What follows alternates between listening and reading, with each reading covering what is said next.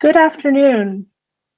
Welcome to the third installment of the Lunchtime series, Recovering Women's Legacies, Artists, Dealers, Collectors, and Patrons, which is brought to you jointly by the Center for the History of Collecting at the Frick Art Reference Library and the Wildenstein-Plattner Institute. My name is Kamara Holloway, and I'm the project manager for the Romare Bearden Digital Catalog Raisonné at the WPI. I'm your host for today's session. Thank you for joining us. We'll be taking an in-depth look at the archives of the collector Florence Sloan, who founded the Hermitage Museum in Norfolk, Virginia, and of Nanette Rohan Bearden, who created the foundation dedicated to preserving the legacy of her husband, artist Romare Bearden. Before I introduce our speakers, I want to remind you that we have allotted time for questions and that you should put any queries about the presentations into the Q&A feed, the link for which you'll find at the bottom of your screen. Please be sure to use the Q&A and not the chat to enter your questions. Thanks. Our first speaker will be Evie Turono, who is Professor of Art History at Randolph-Macon College in Ashland, Virginia. She earned her PhD at the Graduate School and University Center of the City University of New York. Her scholarship focuses on American art in the late 19th century and early 20th century, with particular emphasis on American racial and gender politics and their manifestations in the material and visual culture of the United States. Her recent work analyzes the problematics of the memorialization of the American Civil War. Her scholarship on Confederate monuments addresses the complexities of the ongoing debates on the public symbolic landscape of the United States. Recent publications are included in Civil War in Art and Memory by Yale University Press, 2016, Central to Their Lives, Southern Women Artists in the Johnson Collection, University of South Carolina Press, 2018, and Public Art Dialogue, 2019. And Teachable Monuments, Using Public Art to Spark Dialogue and Resolve Controversies, Bloomsbury Publishing, 2021. Her essay on the 2020 contestations against Confederate monuments, entitled Liberated by the People, Artistic and Performative Interventions on the Confederate Landscape, is forthcoming in After the Monuments Fall, The Removal of Confederate Monuments, edited by Brian Green, for the Louisiana State University Press. Her current book project, entitled Museums, Memory, and Modernism in the Old Dominion, 1900 to 1950, examines the physical and ideological shifts in the cultural landscape in Virginia in this period of radical social transformations. Professor Turono is the recipient of the Thomas Brantz Excellence in Teaching Award in 2005, the United Methodist Church Exemplary Teacher Award in 2016, and the Samuel Nelson Gray Distinguished Professor Award in 2018, which is Randolph-Macon College's highest faculty award. Evie will be followed by Deirdre Harris Kelly, who is currently co-director and chief researcher of the Romare Bearden Foundation, the nonprofit organization perpetuating the legacy of one of our greatest American visual artists. She offers a unique perspective on Bearden's work, being a formerly trained painter and niece of the artist's late wife, Nanette Rohan Bearden. For the last 10 years, she has been part of the team leading the foundation through a successful run of exhibitions, publications, educational, and sub-laboratory programs around the life and art of Romare Bearden. Harris Kelly earned a BA in art from California State University, Long Beach, and an MFA from the University of Michigan. She currently teaches a seminar course at Barnard College and has taught studio art at New York University, Parsons School of Design Studio Program, and for alternative high school and elementary school programs, as well as conducted professional development workshops and lectures on art. She was a member of the curatorial team of Jazz at Lincoln Center from 2009 to 2012, and is the author of Revisiting Romare Bearden's Art of Improvisation, published in Uptown Conversation, The New Jazz Studies from Columbia University in 2004. Harris Kelly's own artwork has been published and recently shown in a solo exhibition at the Newhouse Center for Contemporary Arts in New York, and for the Studio Museum in Harlem's Winter 2018 postcard series. Her entry, Playhouse Collage with Monk, 118th Street, highlighted the famous Minton's Playhouse Jazz Club. As a cultural leader, she participated on committees with the Wallack Gallery of Columbia University, the Harlem Semester Initiative of Barnard College, and the Harlem Cultural Collaborative that spearheaded the Harlem Renaissance 100 initiative. She is also a board member of the 5 Plus Ensemble, a dance company promoting the work of older dancers.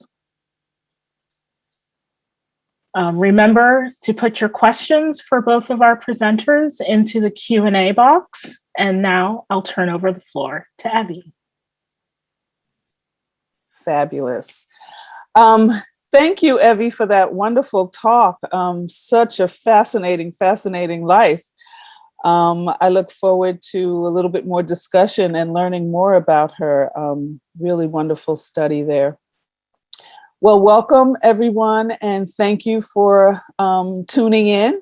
And thank you to the Frick Library and the crew at the WPI and Kamara for keeping us moving today. And I am going to move a little quickly because I wanted to play a little bit of a video, and I'm just going to set it up as, to me, one of the great renditions of who Nanette Rohan Bearden was. And this can be seen through an outtake of a 1980 documentary called Bearden Plays Bearden by filmmaker Nelson Breen. And to just set it up a little bit, you will see the Beardens walking on the beach and on the front porch of the home that they built in St. Martin in the Caribbean.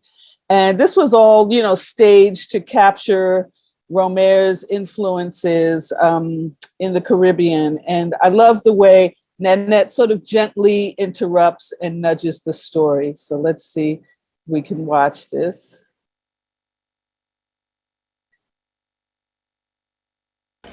So we first visited and then we saw how beautiful it was. St. Martin's in 1966. And we said one And then day I came back again on a trip with my mother and sister in 1969. Mm-hmm. And after that time, we decided that we would build a home here in St. Martin's. This reminds me of a series of paintings that you've done on the Caribbean for your 1976 show at the Quartier-Ekstrom. Well, the sea was in all of them. Yes. I guess must be my sign, a sea sign, a water sign. No, I think it was the influence and the whole ambiance of the Caribbean, of this island that. Yes, how the blue. Influenced look you. over there. How the blue going towards St. Bart. And the different qualities of blue, the different qualities. I like that color combination very much. You see the blue and the green. You notice how often I use that? Yes. And the white. Yes, that's true.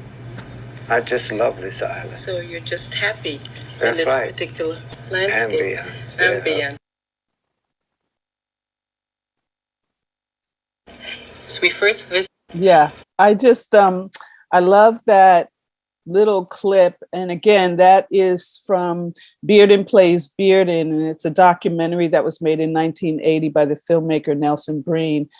So I just want to say that she knew beauty. So that's a quote I get from Walter Rutledge, who was one of her artistic directors in her dance company. And I was asking him to speculate about how Nanette arrived at starting a dance company in 1976. He said she likely needed something to maintain her own identity, that Romare's career was all consuming. So he was already Romare Bearden by then. So when they married in 1954. She was a beauty too, and she started the dance company in part because she was an aspiring dancer. And in these photographs, you can see the company that she started in 1976 was originally called the Chamber Dance Group. And if you look in the back, in the center, you'll see Nanette Roham Bearden there on stage. She didn't always dance with the company, but there we got a picture of her actually on stage. And on the right side is the company as it had grown to about 1988, I believe this was taken. And so that is the success of her company at that time. She was already having a life of modeling and designing, and together she and Romare were part of the cultural milieu of Harlem and downtown. She's credited with introducing Romare to gallerists, the dance world, and the Caribbean, which all became a significant part of his work. She was the one who fulfilled his last will request to establish the Romare Howard Bearden Foundation in 1990. And on St. Martin, she also opened a gallery to exhibit the work of local artists there. After Romare's passing in 1988, she also became the primary spokesperson for him, especially as many unfinished projects were completed posthumously and events were thrown honoring his legacy. She did this all while continuing to run her dance company. So here are a few pictures of her as model. In the Lysol advertisement to the left, she's quite young. And over on the right, she is on the far right of the picture. And she's one of the contestants for the press, the best press looker, I guess. It's a gathering of the press. And so I'm not quite sure why the women are in bathing suits, but that's part of the history. And here, I just wanted to show Nanette in the gallery down in St. Martin. It was called the Nanette Bearden Contemporary Fine Art Gallery. No, I'm sorry, Nanette Bearden Fine Arts Gallery.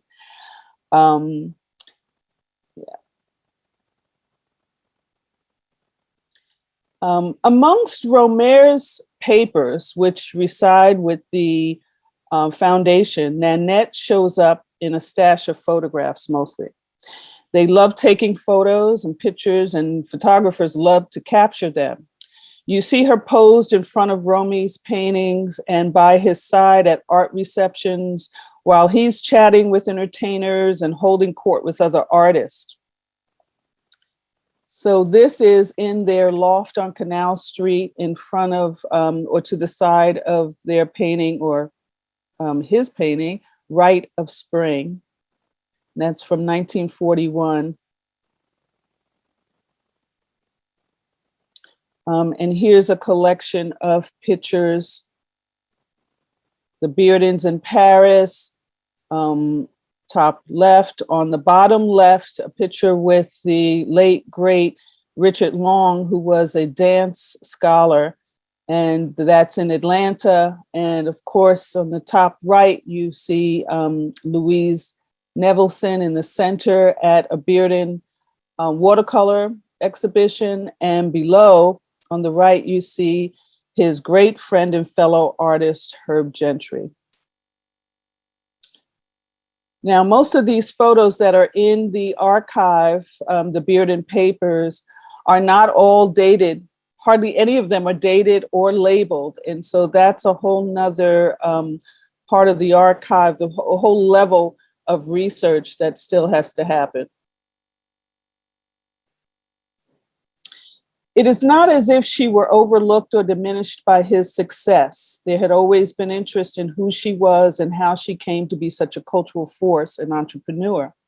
It struck me that I finally needed to do a deeper dive and gather an archive to tell this side of her story.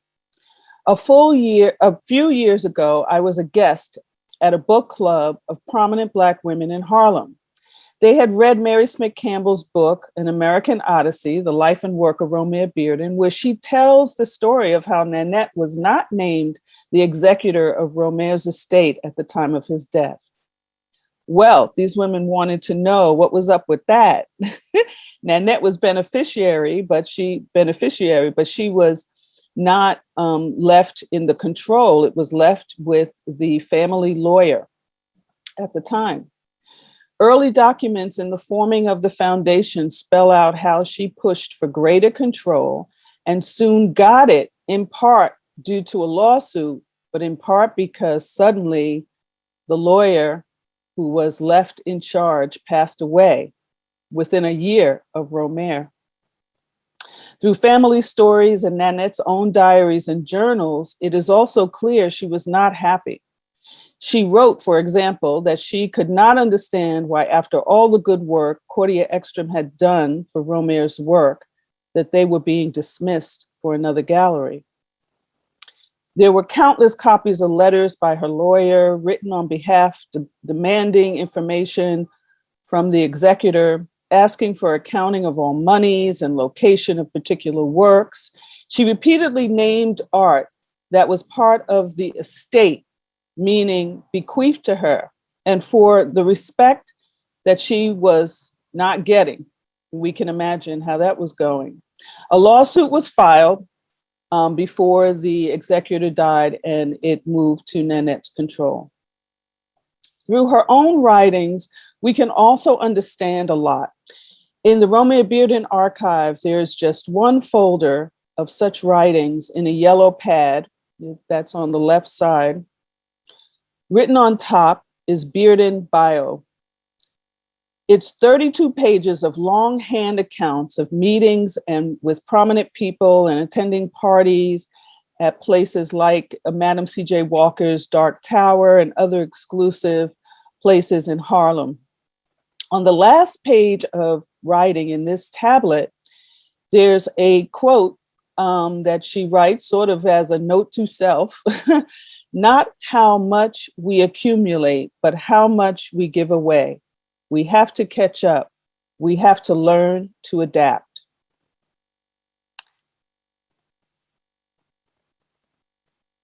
Oops. I want to just say a little something about the other note on the right. I suspect that Nanette was thinking about writing a book. Many of these notebooks exist with very private thoughts, so I'm not sure they'll all be included in the archive. She went and she would talk often about, very important stuff like who she met and where she went, and that's all helpful information. But sometimes it's a very mundane information of what she ate.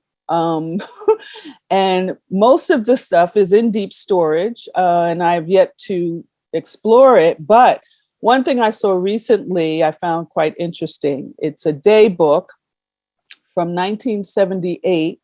Let's see if I have that. Yeah. Where on one page she writes spa, shop, steam room, 4:30, St. Francis, buy a typewriter, ribbon. Works on cards, New Year's, and thank you notes for the benefit. Romy acting up. On another page, it says, I tried to make it to Stroganova's 12:30 class at 56th Street, felt a little lost and very depressed, uncertain. Romy went to Crispo, not sure of the spelling of that, last day of show. Party at Bill's a success. Joan Sandler for dinner, 8 p.m. Bunch Washington drove us, had a great time. So many of these notes read like biography on her and Romare or pertain to speeches where she's talking about his career and how he worked. Towards the bottom of this last note, here on the right, She's going on and on about describing an exhibition at the Cordia Ekstrom Gallery in 1986 titled Mecklenburg Morning and Evening. She goes into some detail about which works were featured. Now, this is very vital information, as you know, Catalog Raisonné folks know, and if there isn't a catalog, this can be some sort of lead about what works were actually in that show. And then she also talks about where they were painted. She says in St. Martin, in Romaire's studio there. In one small diary, she's writing how she really wanted the memorial show for Bearden to be at the prestigious Metropolitan Museum of Art. Well, that did not happen. But these were some of the notes that she would make, and it would be mixed in with just the daily things that she'd be writing, you know, when shopping, you know, why didn't that show happen? When shopping, need money for dancers. So it goes on in like many of these small notebooks. Now, because she ran businesses, there are already small bodies of archives in a few places. Thanks to Nanette's sister and my aunt, Sheila Rohan, much of the pertinent materials concerning the dance company were donated to the New York Public Library. This is the Library for the Performing Arts. Sheila was a principal dancer with Dance Theater of Harlem, so she was very much a part of the art world along with Nanette, and she was Nanette's artistic director at different periods. So immediately after Nanette passed in 1996, the dance company was dissolved. Though Sheila later gathered some of the dancers and revived performances, it never regained strength. Their fearless leader was gone. She was the guiding force, had help. She had help from Sheila and Walter, who again was one of her directors. And she had Romaire's help with finance and promotion. So some people will be aware of these two works, The Dancer and Homage to Mary Lou. They were popular prints that were used to help finance the dance company that Romaire created for Nanette. I have to explore the papers that her sister donated to the Library of Performing Arts and the Schomburg Center for Research in Black Culture. The ones at the Performing Arts Library concern Nanette Bearden Contemporary Dance Theater records. So there's one box there that were donated in 2016. And from the finding aid, which is very good, I viewed online. I actually have an appointment for them today for a future project, but I will get to see today the box of information. There's administrative records, financial documentation, the company's articles of incorporation, list of meeting minutes, company members, biographies, press releases, newsletters, and flyers.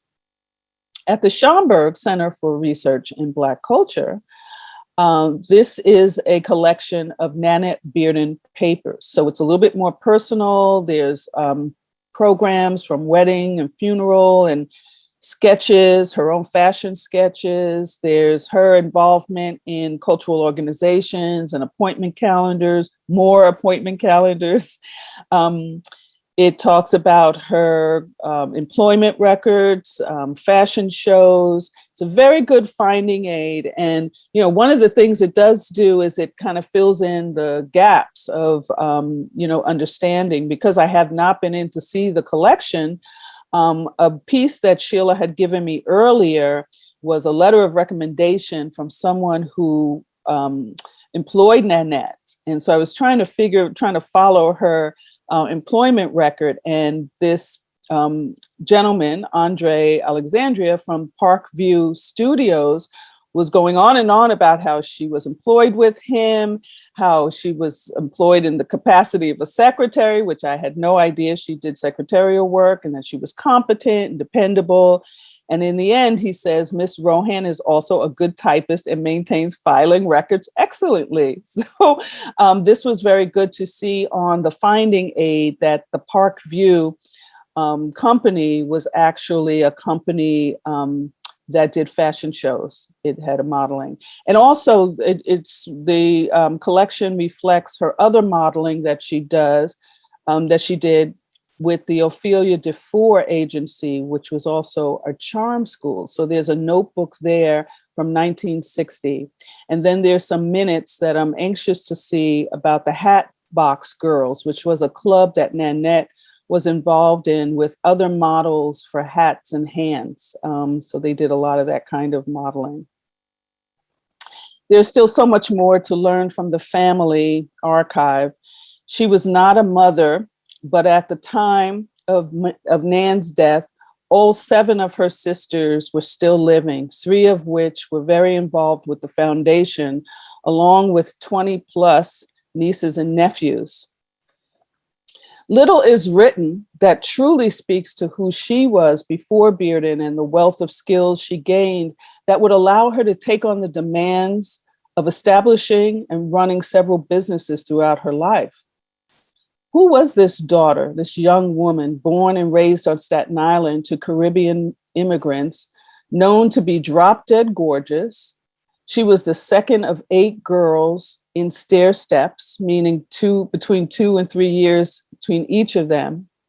So in these family portraits, you see on the left, Nanette in the center, holding one of her nephews, and her sisters and their kids surrounding her. And on the right is a photograph of the sisters, all 8 of them, in stair step, which they would often pose for pictures this way. So as soon as she graduated from high school and she started working, she was regularly out of the constrictions of Staten Island.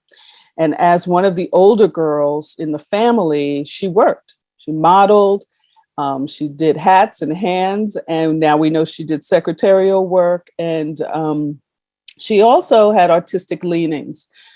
She knew how to sew as a young woman and took courses in fashion design at FIT in her spare time.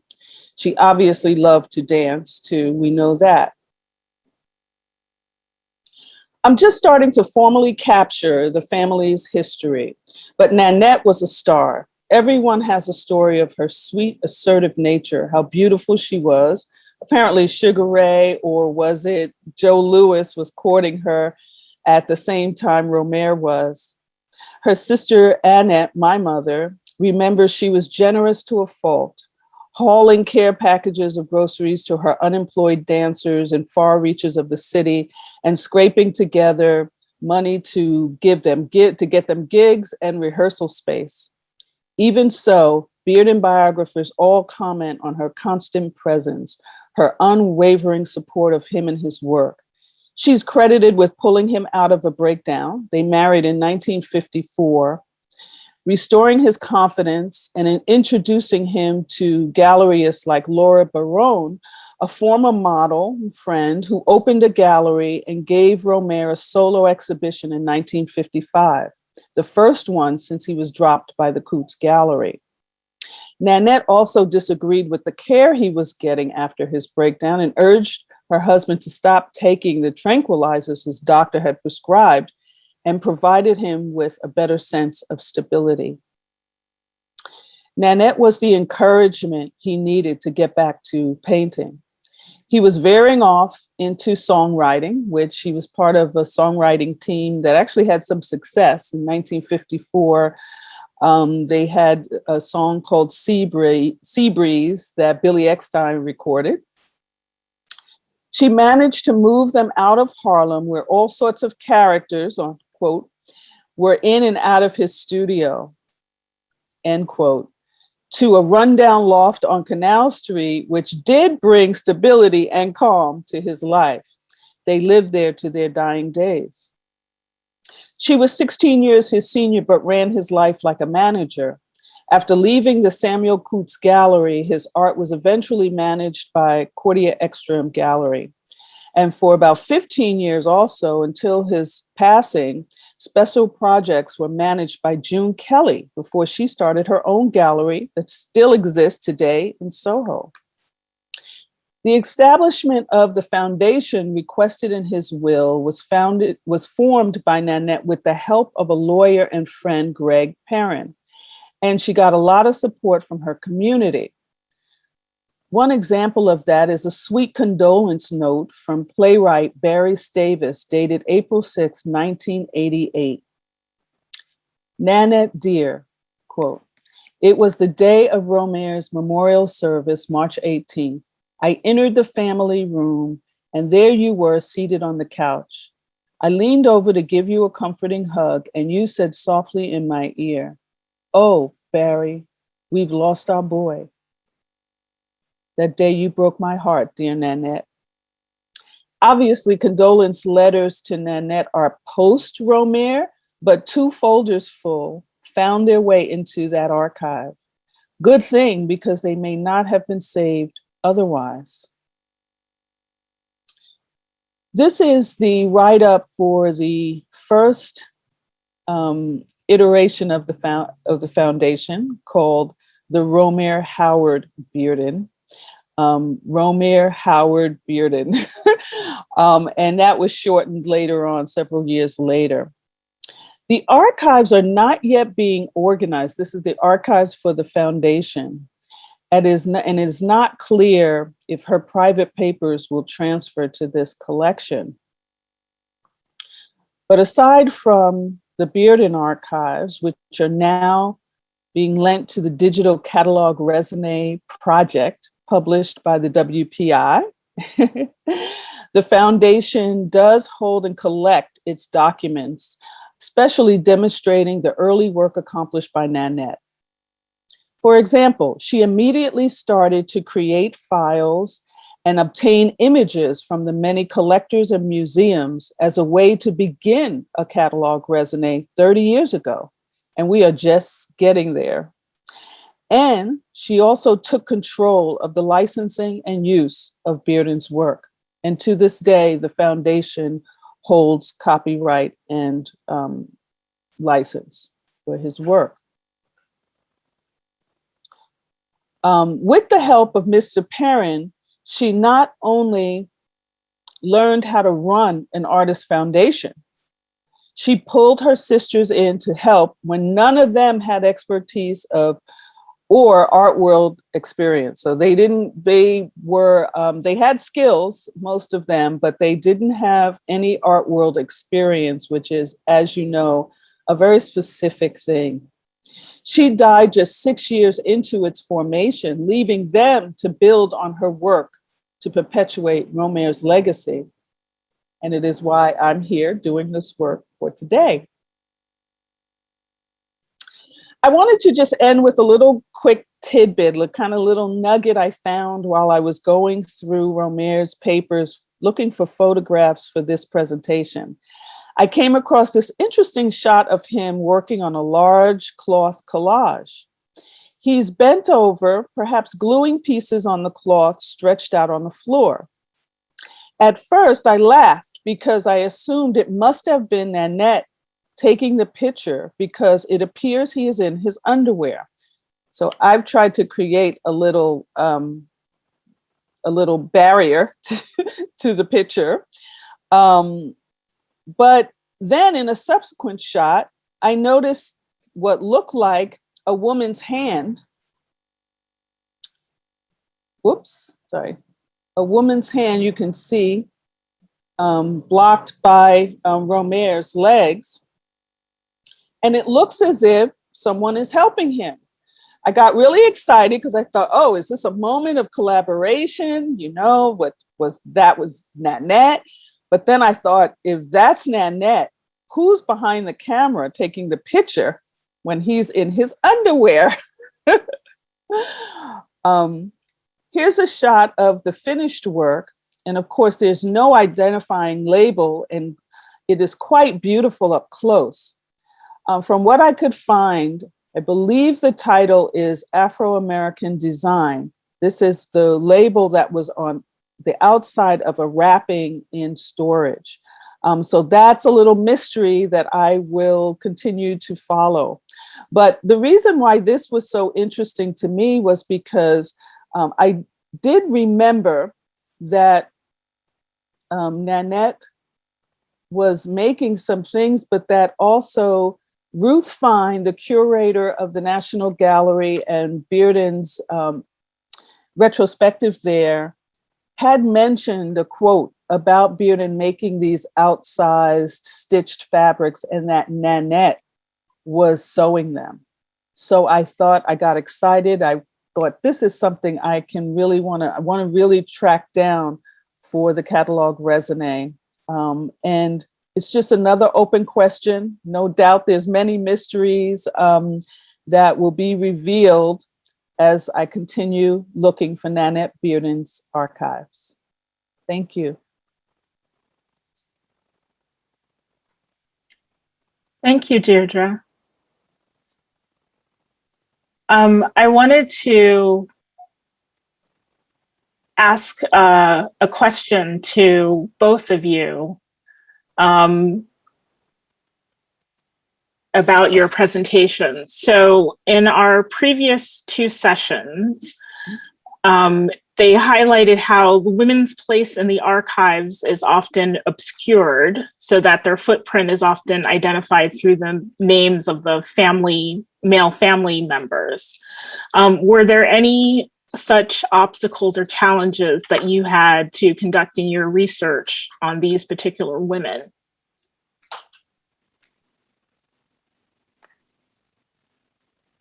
Flo literally made her own story. She tells her own story through her archives.